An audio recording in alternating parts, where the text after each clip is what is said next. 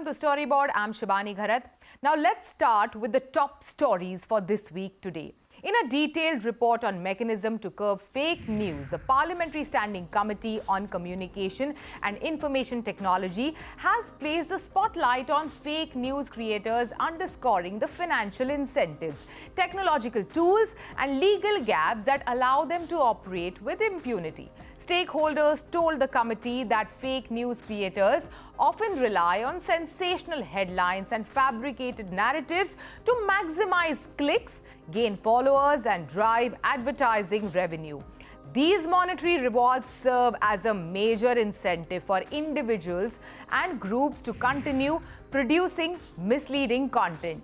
The committee noted that existing penalties are not sufficient deterrent. At present, penalties range from warnings to fines up to rupees 25 lakh and potential license revocation. Now, stakeholders suggested a graded penalty system for repeat offenders, beginning with warnings and apologies, escalating to fines, suspensions, and ultimately complete blocking or removal of the channels. To tell us more about this news piece and to share more news with us, we are today joined in by Storyboard 18's Imran Fazal. Thank you, Shibani, for having me in the studio. What are the core issues as per the industry stakeholders? Let me point out major issues that the Parliamentary Standing Committee has mentioned about fake news, which the Ministry of Information and Broadcasting Minister, that's Ashwini Vaishnav, have repeatedly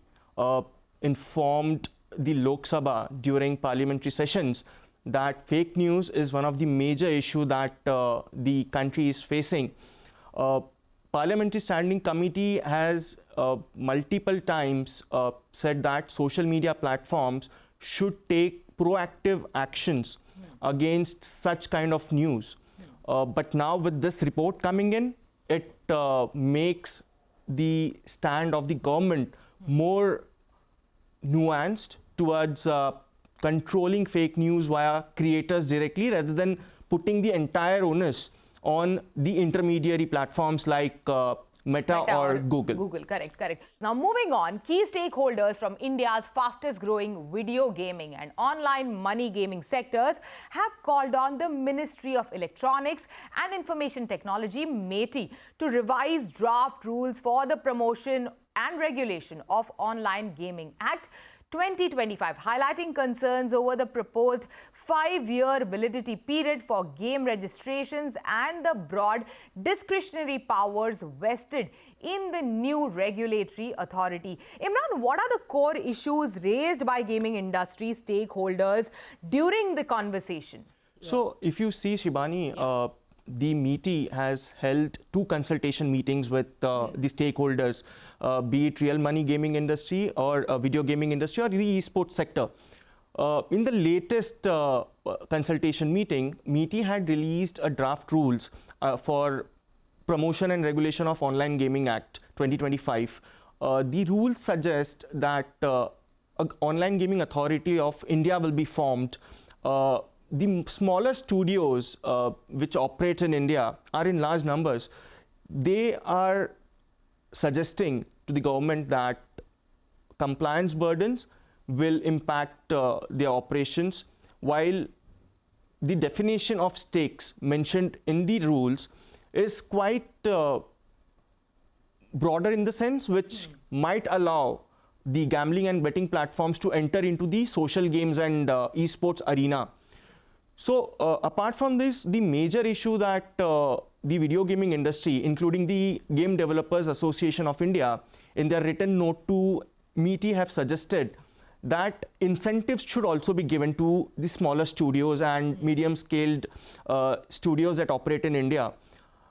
Esports is another sector that the Game Developers Association is asking for recognition, wherein the major relief that they are saying is there is no permanent or no compulsion in registering the game developers in the with the ministry. So the definition of stakes could evolve in the days to come. Imran, now a news story that we have extensively covered over the past few months, which is the CCI raids on the advertising agencies. Now, in a major relief to Madison Communications, Delhi High Court on Tuesday heard extensive arguments in writ petition challenging the Competition Commission of India's CCI search and seizure operations and the scope of Director General's investigative powers. During the hearing, DG's summons issued to Madison for October 14 were withdrawn, with the court recording the statement and adjourning the matter. The hearing before a single judge bench led by Justice Sachin Datta focused on procedural and statutory questions surrounding CCI's probe, which stemmed from leniency application filed in February 2024. Now, Madison has challenged both the legality of CCI's prima facie order under Section 26(1) of the Competition Act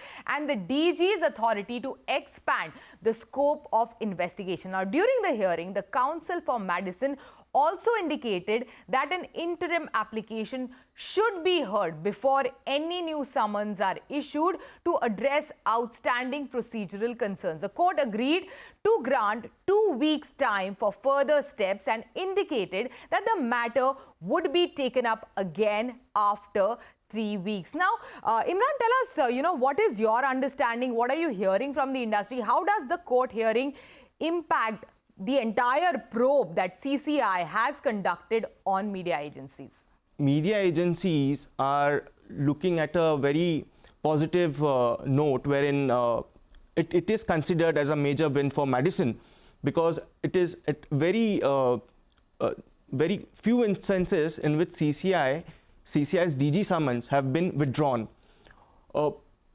Moreover, multiple such agencies which were raided during the probe might also reach out to Delhi High Court for a relief with the precedent that Delhi High Court will give in the Madison case. Are there any rumors? Which are the other agencies which are approaching Delhi High Court? Have you heard something from the industry sources so far, Imran? Publicis, which is represented by TLG India, have filed a writ petition in the Delhi High Court saying that the summons issued to them were not for the legal entity but for the brand name. If you compare that with the Madison case, it is completely based on quashing the CCI summons and the investigations against Madison. So these are two different matters, and we are expecting that more such media agencies might line up and file writ petitions in the Delhi High Court. So a lot of action ahead in weeks to come. Imran, thank you so much. Thanks for joining us in the studio today. Hope to see you in coming weeks too. Thank you, Shimani. And let's get on with the rest of the show now. Now, today's discussion is on India's vibrant festive season, where emotions, traditions and consumers' spending intersect like nowhere else. Joining us are three industry leaders shaping the future of FMCG in this critical period. K. Ramakrishnan, Managing Director for South Asia at Worldpanel by Numerator; Mayank Shah, Vice President at Parle Products; and Kavita Chaturvedi, Business Unit Chief Executive for Biscuits and Confections at ITC Limited. Today and together, they will explore how brands are innovating beyond discounts to create authentic, culturally rich experiences that resonate across diverse consumer segments, from the affluent urban to the rural mass market, and build lasting connections well beyond the festivities. Ramki, let's begin this conversation with you. Some of the most influential brands in the room today, what sets them apart during the festival season? Yeah, thanks Shibani for having us over. I think like you rightly said, the other brands that I see today in this room are all extremely well chosen and of course influential as well. But the important thing about them is that festive or otherwise, they seem to be in a situation where they're always on. I mean, typically the most chosen brands are chosen basis a certain set of parameters, which we call as the consumer reach points, which is a function of the frequency of purchase and the extent to which they are penetrated. So when you look at these two parameters, I think the only way to spike any one of them is to be always on. So mental availability or physical availability, always on, festive or otherwise.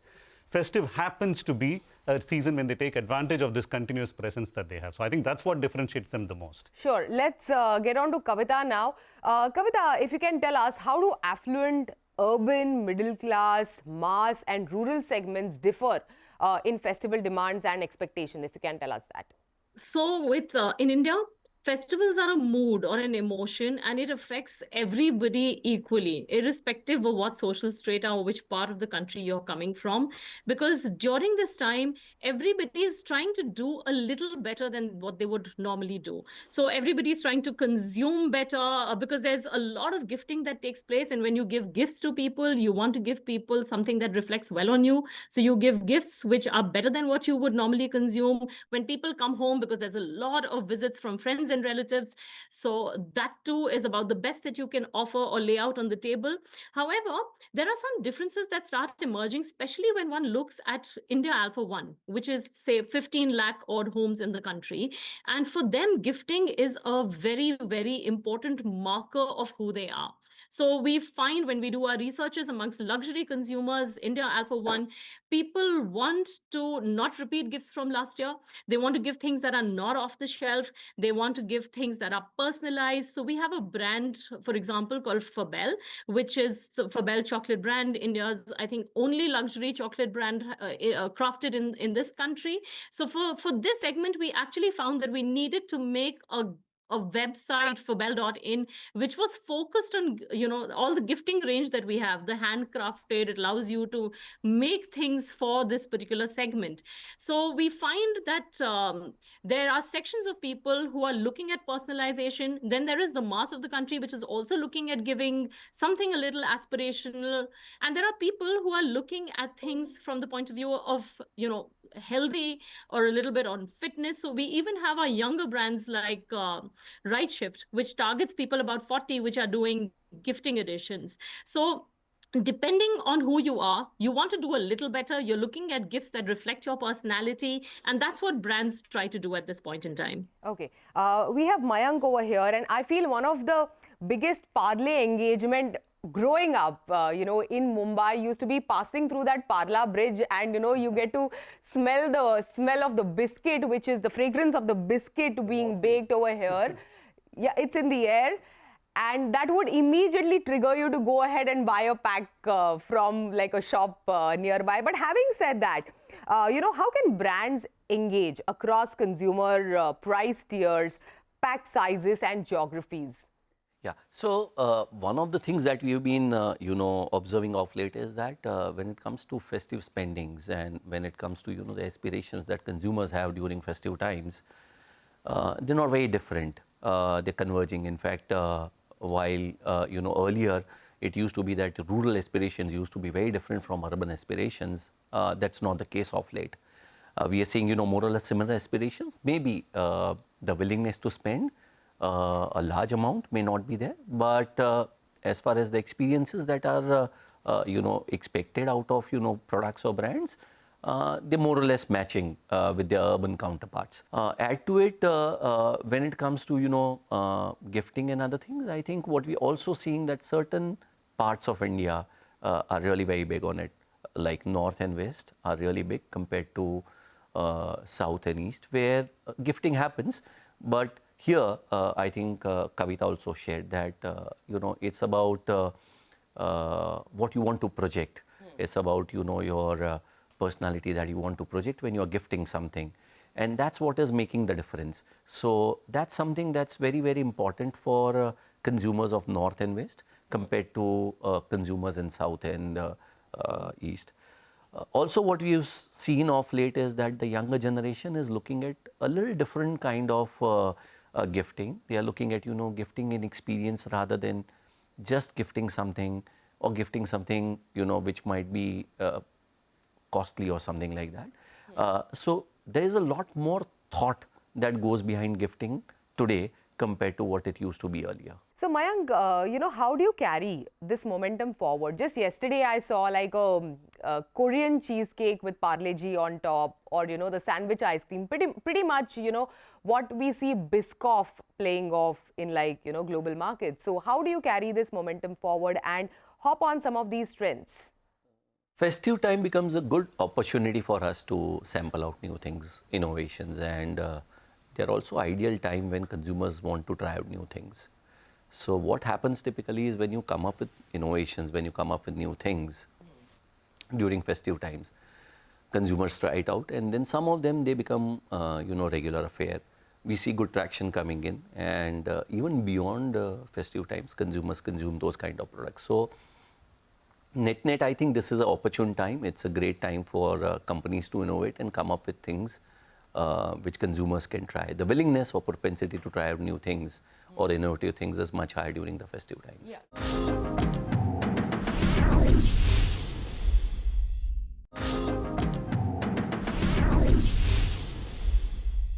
Kavita, you also spoke about what you are doing, with Fabel chocolates.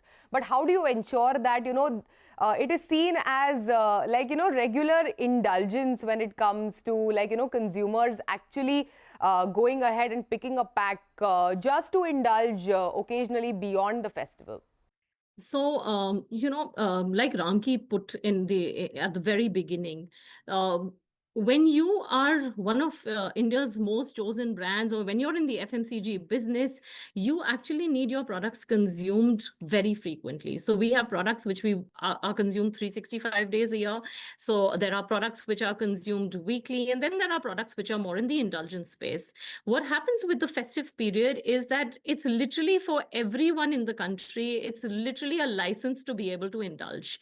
However, what happens is that the reason brands like ours participate with festivals is because we want to be part of the consumer's life on a daily basis. So it's not about tokenism. Culture-centric marketing is pretty much the tenet of everything we do. So we spend a lot of time with consumers picking up local insights, and we try to do things very organically. So if I take the example, while I spoke about Fabel from the point of view of the luxury consumer, people who are looking at something special during this point in time, but we have brands which are used every day. So for example, for as long as I can remember, Ashirvad Atta always on the front of its pack celebrated festivals, whatever the festival, particularly harvest festival. So you would have a slug on the front of the pack during Sankranti, wishing people Sankranti, Pongal, whatever the harvest festival was.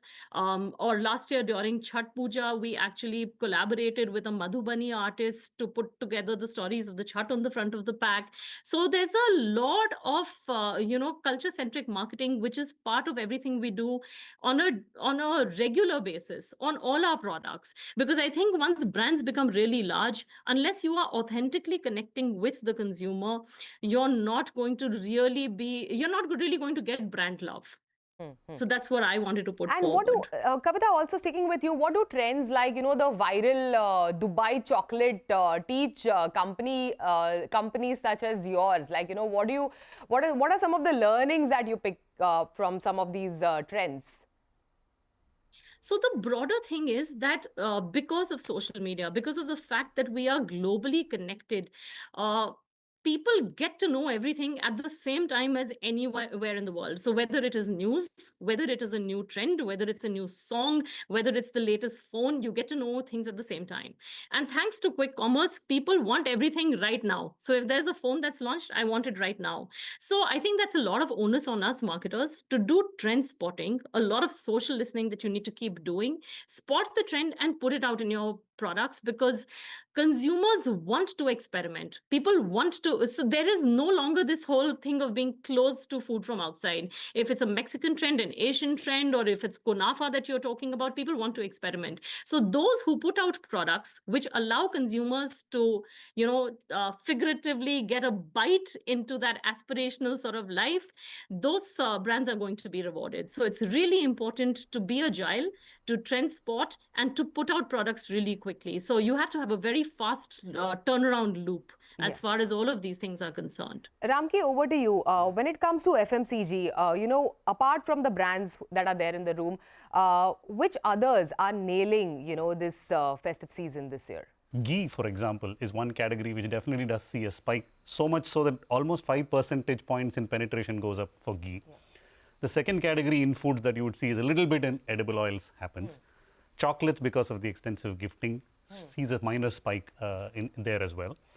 But interestingly, beauty sees a big spike during the festive season. I mean, I think people socialize more, go out more, party more, etc. So specifically categories such as face creams and things like that see a significant, almost 25% jump in terms of their individual And also volumes. makeup, I'm sure. Absolutely, yes. Yeah. So all of these are categories that see a jump. But otherwise, for the rest, it kind of makes up for the rest of the year and it remains more or less the same. Yeah, Mayank, over to you. Where do you see the next big opportunity, like, going forward? Is it modern trade, general trade? Like, where are you evolving, innovating, D2C, Q-commerce? What is it? It's primarily Q-commerce. If you look at the growth that's coming in, we are seeing at least about, 6x to 8x growth coming in from Q-commerce compared to GT, or almost like 4x of what we see typically coming in from MT. And there are two reasons behind it. One is the increasing penetration of Q-com. You are seeing new pin codes being opened every other day. And secondly, I think the kind of convenience along with the value that it's offering currently is unmatched. So that, to my mind, is the next big channel. And that's what we are seeing since last almost about 2 years. Yeah, what about you, Kavita? Where do you see like the next big growth opportunity? So while we pride ourselves in being omni-channel, during the festive period particularly, the role of institutional sales cannot be undermined. So there's a lot of run-up to the festival that happens through the entire institutional channel, especially when you put out gifting packs for, dark fantasy products, for Bell products, you name it. So the role of institutions cannot be undermined. I completely agree with Mayank that QCOM is here. It's not, we're all last minute. We're often planning gifts last minute. We realize we're going somewhere, we need to pick things, and that is true across segments. So the role of QCOM, of course, cannot be undermined. Both of these channels are important, but I'm going to share with you a very interesting anecdote.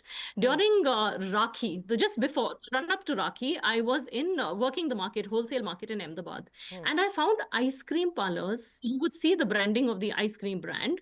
They had been transformed into Rakhi stores. There were stationery shops that had been transformed into, again, Rakhi stores, and then Independence Day was along the same time as Rakhi. And again, I'd see, the tricolor and all kinds of gifts that had to do with independence that had, totally pervaded stores, which previously had sold something else. So let's not, play down the role of the very smart Indian grocer who transforms their store, particularly in the North and the West, to keep all of these last minute items that people would be wanting. So I would never write off the role of the Kirana. Is there a trend, like that we'll all probably laugh over, like, let's say 5 years down the line? Yeah, so I mean, typically during festive season, if you see, Yeah. all the metal-based categories do extremely well, right? Whether it's bikes or cars or jewelry or any of Gold, those. yeah. But there doesn't seem to be a limit to people. Kavita spoke about, cultural marketing, the moments and things like that. I mean, one recently sees gyms talking about get ready for the season. Gyms are typically supposed to be about your good health for about 5 years, right? And they're saying get ready for the season in 3 months. So that's a big, that really made me laugh at it. That's a quantum change, I think, from good old days when they used to advertise post-festive times, when they talked about, getting back in shape, to today where they're saying get in shape before the festival. And festive also ends up in the grand Indian wedding season. Correct. After that. Yeah. So it just continues, I guess. So therefore, every moment is being captured to see whether it makes sense for that particular category or not. I wanted to point out that we had a brand, Ramki, for the silver segment, which was the Right Shift brand. I think we're the first brand that launched products for people above the age of 40 and above, keeping in mind the fact that the dietary requirements would be very different. So. Awesome. Well, thank you so much. Thanks for joining us today and thanks for sharing your insights. Thanks, Kavita. Thanks for joining us today. With that, it's a wrap on Storyboard this week. You can catch all of our content on Facebook, X and YouTube. Thanks for watching. We will be back same time next week. See you soon.